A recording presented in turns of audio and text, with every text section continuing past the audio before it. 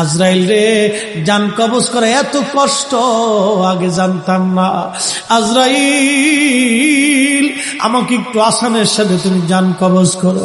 আজরাইল বললেন, হুজুর, আসমানের নিচে জমিনের উপরে আপনার চাইতে সহজভাবে জান আমি কারো কবজ করি নাই। আল্লাহ আমার উপরে করা নির্দেশ, আমার হাবিবের জান কবজ হবে সবচেয়ে বড় আসানে। হুজুর, আমি যদি আপনাকে আসানে জান কবজ না করি, নবী গো, আল্লাহর লানত আমি ধ্বংস হয়ে যাব। ইয়া নবী আল্লাহ, আমি সেই ভয়ে আপনাকে আসানের সাথে জান কবজ করতেছি।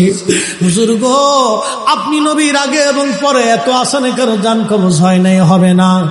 আল্লাহর নবী ডেকে বলে, আজরাইল, জান কবজ এত কঠিন, এত কঠিন, আমার কাছে কষ্ট হয়। একটা অনুরোধ তোমার কাছে করে দেয় আজরাইল, আমার উম্মতের জান কবজটা তুমি সহজে কইরো। আমার উম্মত গুনাহগার, আমার উম্মত পাপী, আমার উম্মত গুনাহগার, আমার উম্মতের জানটা তুমি আসানের সাথে কইরো। আল্লাহ ডাক দিয়ে বললেন, হাবিব, এমন কোন সৃষ্টি নাই যে সৃষ্টির রব আমি না।